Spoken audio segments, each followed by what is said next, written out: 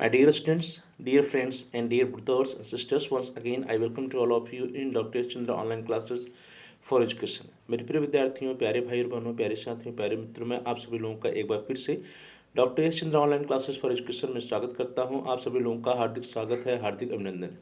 प्रिय विद्यार्थियों, पंडित दीनदयाल उपाध्याय गोरखपुर विश्वविद्यालय गोरखपुर से जो भी विद्यार्थी अंडर ग्रेजुएशन कर रहे हैं अर्थात BA, BSc, BCom आदि कोर्सेज में है, स्नातक कोर्सेज में है, उनके लिए इवन सेमेस्टर के अंतर्गत अर्थात जो सेकेंड सेमेस्टर, फोर्थ सेमेस्टर या सिक्स सेमेस्टर में विद्यार्थी हैं उनके लिए एक माइनर वोकेशनल कोर्स का पेपर है जिसका कोर्स कोड है ला 203, ला 203 और कोर्स या पेपर का नाम है साइबर लॉ। सत्र 2023-24 के जो भी इवन सेमेस्टर के विद्यार्थी थे, सेकेंड, फोर्थ या सिक्स सेमेस्टर के विद्यार्थी, उनके लिए जो क्वेश्चन पेपर आया था उस क्वेश्चन पेपर में क्या क्या प्रश्न आए थे, उनके क्या आंसर्स होंगे, उसी पे हम चर्चा करेंगे आज की इस क्लास में, इस वीडियो के अंदर।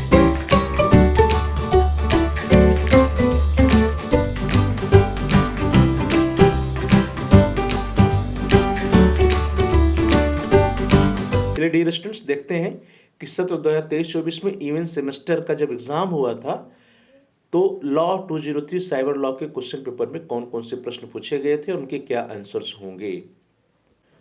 डियर स्टूडेंट्स, देखिए क्वेश्चन पेपर आपके स्क्रीन पे आ गया। Law 203 under graduate even semester examination 2023-24 minor vocational course cyber laws.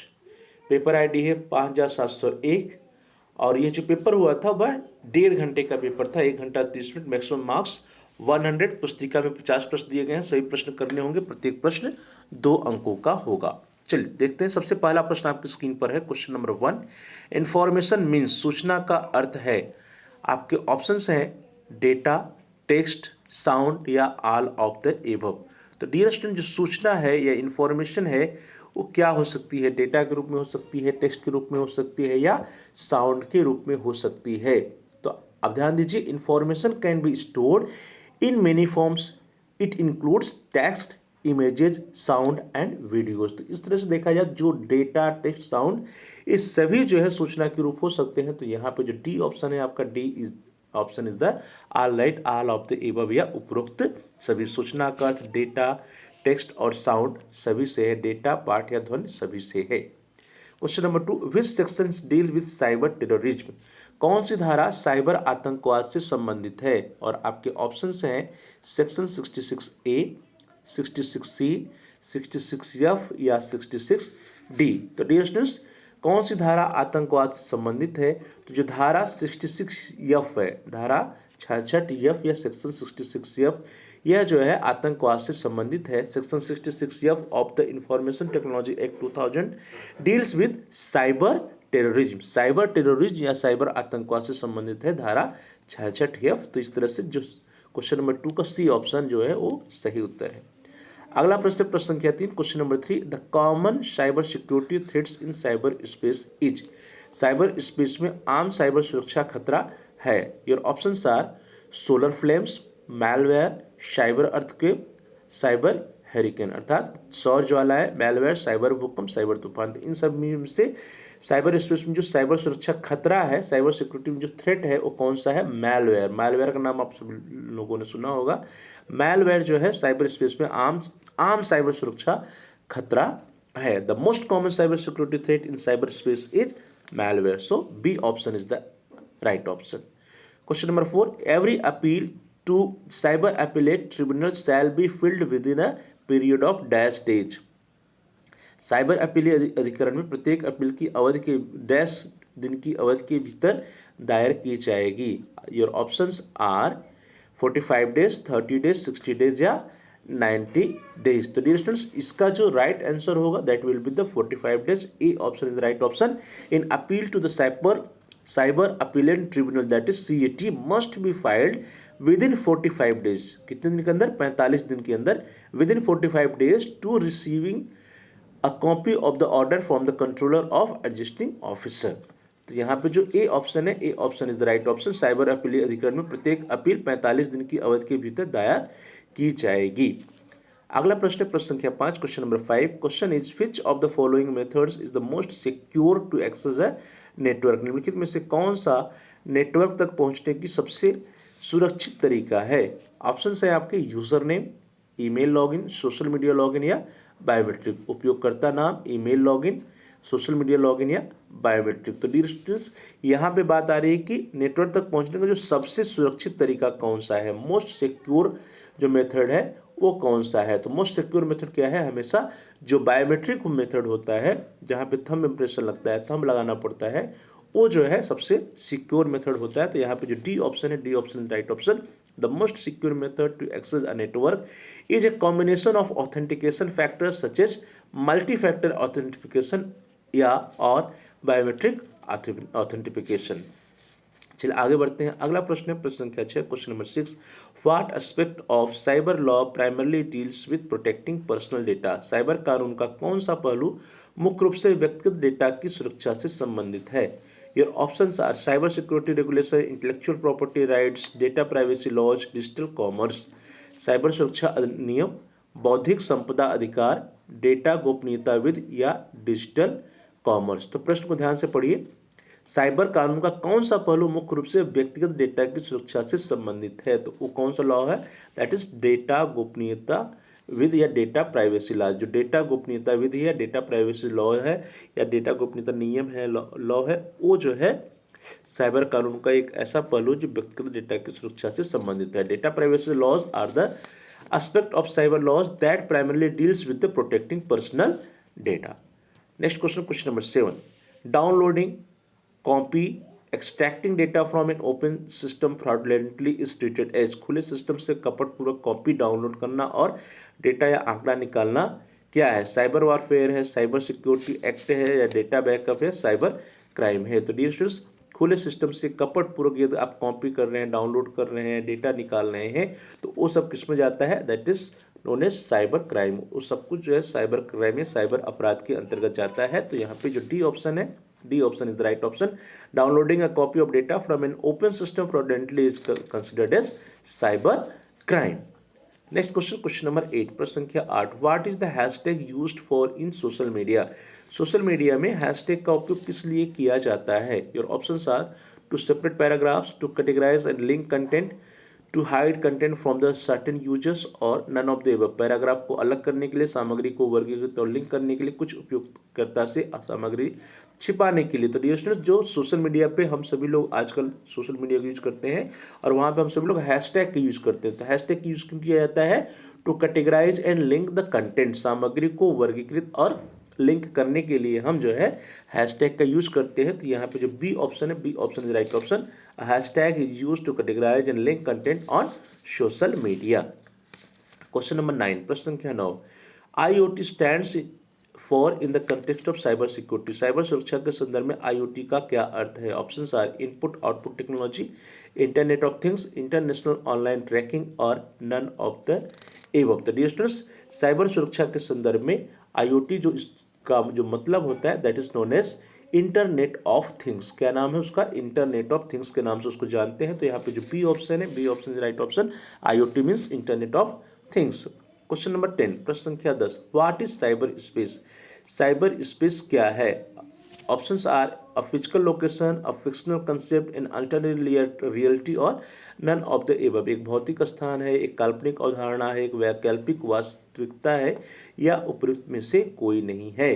तो डियर स्टूडेंट्स, साइबर स्पेस को हम में से किसी ने देखा है, किसी ने नहीं देखा है, लेकिन है, साइबर स्पेस है। हम डेटा स्टोर कर देते हैं साइबर स्पेस में।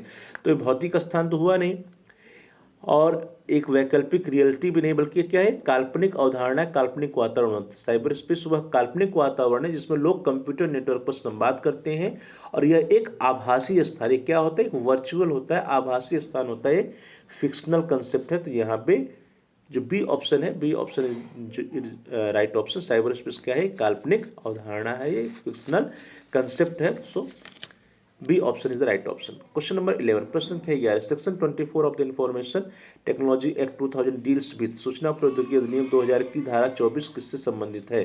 Options are procedure for grant और रिजेक्शन ऑफ लाइसेंस। सूचना प्रौद्योगिकी अधिनियम 2000 की धारा 24 किससे संबंधित है, लाइसेंस देने या अस्वीकार करने की प्रक्रिया से। एप्लीकेशन फॉर लाइसेंस, लाइसेंस के लिए आवेदन से। डिस्प्ले ऑफ लाइसेंस, लाइसेंस के प्रदर्शन से या लाइसेंस के नवीनीकरण, रिन्यूअल ऑफ लाइसेंस से। तो डियर स्टूडेंट्स, जो सूचना प्रौद्योगिकी अधिनियम 2000 की धारा 24 है 24 है, that is deals with procedure for grant और रिजेक्शन ऑफ लाइसेंस, वह लाइसेंस देने या अस्वीकृत करने की प्रक्रिया से संबंधित है। तो ए ऑप्शन जो है, A option is the right option. अगला प्रश्न प्रश्न संख्या 12, विच of the following is not a type of cyber crime, निम्नलिखित में से कौन सा साइबर अपराध का एक प्रकार नहीं है। Your options are data theft, forgery, damage to data and systems, installing antivirus for protection. तो डियर स्टूडेंट्स, जो साइबर क्राइम है, साइबर क्राइम के अंतर्गत डेटा चोरी, जालसाजी, डेटा और सिस्टम को नुकसान पहुंचाना, ये सभी आते हैं। लेकिन जब हम अपने सिस्टम में कोई एंटीवायरस इंस्टॉल करते हैं तो वो डेटा साइबर क्राइम के अंतर्गत नहीं आता है। तो इस तरह से यहाँ पे जो डी ऑप्शन है आपका, D option is right option. Installing antivirus for protection is not a cyber crime, ये साइबर क्राइम नहीं है। तो यहाँ पे जो डी ऑप्शन है, D option is right option. सुरक्षा के लिए एंटीवायरस स्थापित करना साइबर अपराध के अंतर्गत नहीं आता है। अगला प्रश्न प्रश्न संख्या 13, question number 13, Microsoft is, Microsoft है चिप मैन्युफैक्चरिंग इंस्टीट्यूशन, चिप निर्माण की संस्था, institution of software development, software विकास की संस्था, हार्डवेयर मैन्युफैक्चरिंग कंपनी या हार्डवेयर बनाने वाली कंपनी, इनमें से कोई नहीं। तो स्टूडेंट्स, जो माइक्रोसॉफ्ट है, माइक्रोसॉफ्ट का नाम आप सब लोगों ने सुना होगा, it is N hardware manufacturing company, है जो हार्डवेयर बनाने वाली एक कंपनी है। Microsoft is an hardware manufacturing company because it has been selling branded hardware since 1980। 1980 से ये जो है ब्रांडेड हार्डवेयर अपने नाम से, माइक्रोसॉफ्ट के नाम से बेचता आ रहा है। तो इस तरह से यहाँ पे जो सी ऑप्शन है, C option right option, hardware बनाने वाली कंपनी। अगला प्रश्न प्रश्न संख्या 14, question number 14, which of the following is an input device, इनमें से कौन सा एक इनपुट डिवाइस नहीं, which one of the following is not any input device. देखिए निगेटिव प्रश्न है, कह रहा है कि कौन सा यहाँ पे इनपुट डिवाइस नहीं है। तो आप देखिए कीबोर्ड, माउस, बारकोड और प्रिंटर। तो डियर स्टूडेंट्स, यहाँ पे जितने भी ऑप्शंस दिए गए हैं, कीबोर्ड से हम कुछ एंट्री करते हैं, माउस एंट्री करते हैं और बारकोड से भी हम सभी लोग एंट्री करते हैं। तो ये सारे क्या है, इनपुट डिवाइस। जो प्रिंटर से प्रिंट आउट बाहर निकलता है, जो प्रिंट आउट बाहर निकलता है वो क्या है, आउटपुट है। तो printer is an output device. तो यहाँ पे जो डी ऑप्शन है, D option is right option, printer जो है एक इनपुट डिवाइस नहीं है। नेक्स्ट क्वेश्चन, क्वेश्चन नंबर 15, प्रश्न संख्या 15, which of the following is not an information technology terminology, निम्नलिखित में से कौन सूचना प्रौद्योगिकी शब्दावली नहीं है। Option are cyberspace, upload, optical storage या मॉडम। तो डियर स्टूडेंट्स, यहाँ पे सूचना प्रौद्योगिकी शब्दावली की अगर हम लोग बात करते हैं तो साइबर स्पेस उस शब्दावली में है, अपलोड हम डेटा को अपलोड करते हैं और मॉडम जो है इंटरनेट यूज करने के लिए हम मॉडम का यूज करते हैं। तो इस तरह से यहाँ पे जो राइट ऑप्शन होगा that will be the C option. Optical storage या प्रकाशीय भंडारण जो है वो इंफॉर्मेशन टेक्नोलॉजी टर्मिनोलॉजी के अंतर्गत नहीं आता है। Optical storage is not an information technology term या आईटी टर्म। सो यहाँ पे जो सी ऑप्शन है, C option is the right option.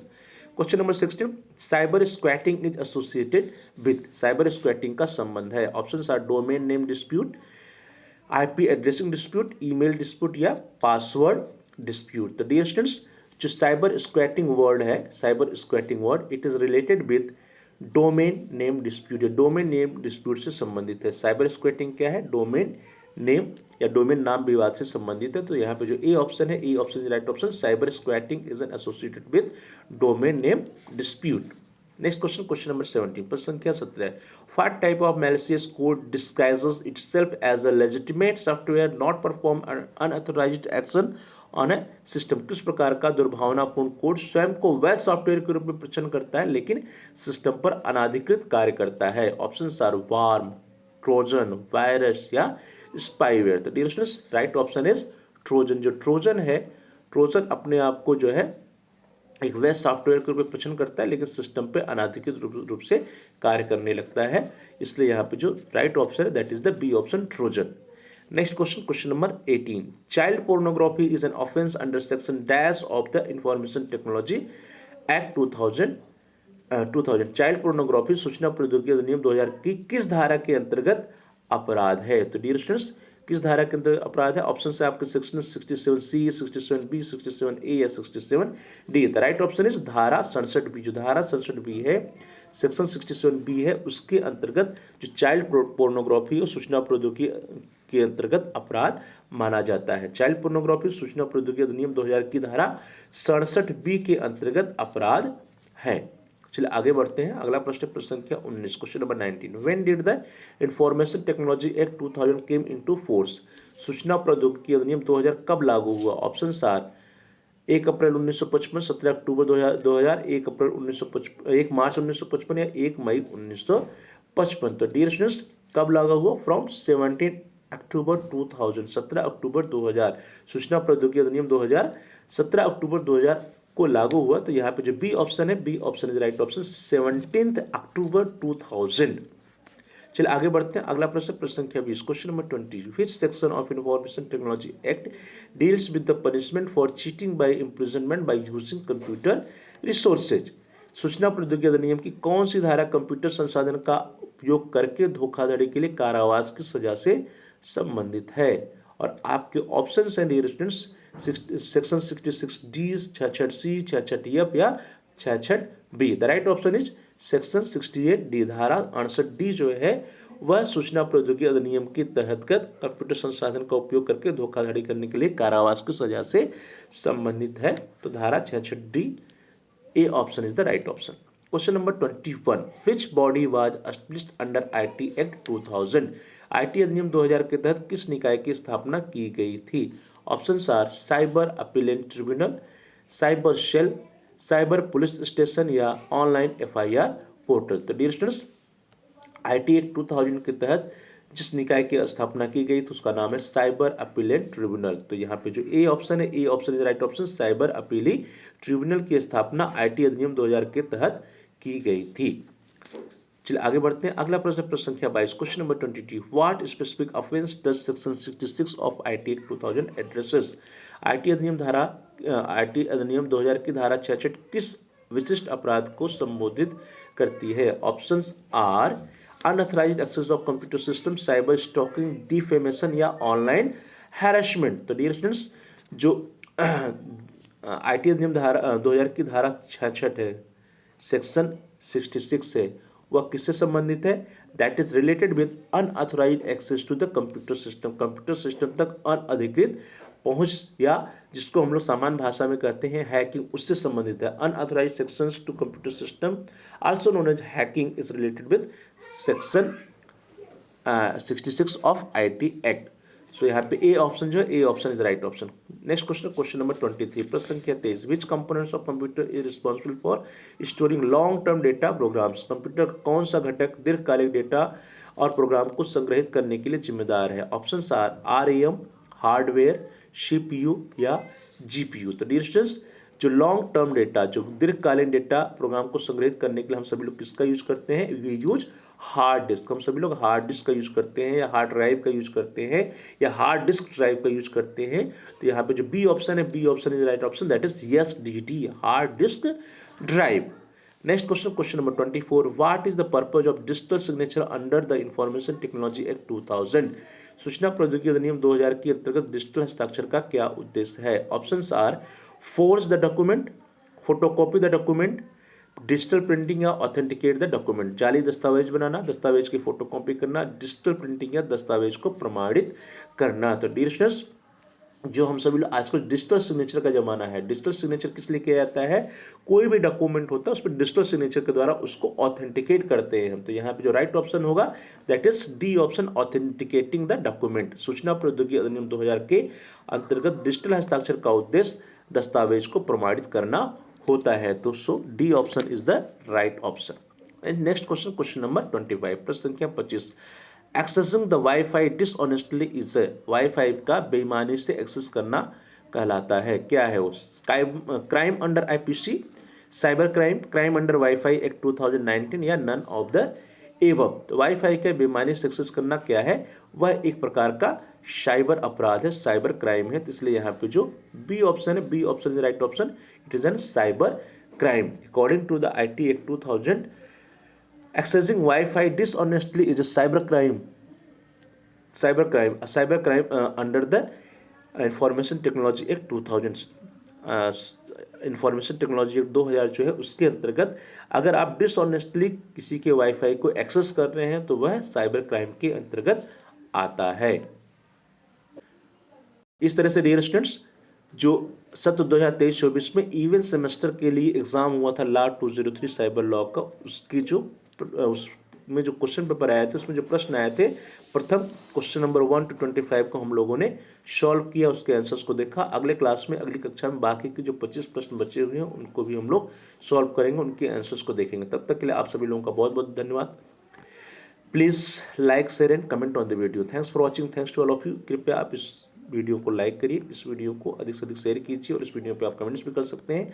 और साथ साथ यदि अभी तक आपने चैनल को सब्सक्राइब नहीं किया तो कृपया चैनल को सब्सक्राइब कर लीजिए। जहाँ सब्सक्राइब लिखा उसके बगल में बेल का आइकन, उस बेल के आइकन को प्रेस कर दीजिए। इससे ये होगा कि आपके कोर्स रिलेटेड जितने भी नए वीडियो जाएंगे उसकी सूचना, उसकी नोटिफिकेशन आपको समय से मिल जाएगी और आपका कोई भी वीडियो मिस नहीं होगा। तो dear students, please like, share and comment on the video, also subscribe the channel and press the bell icon all.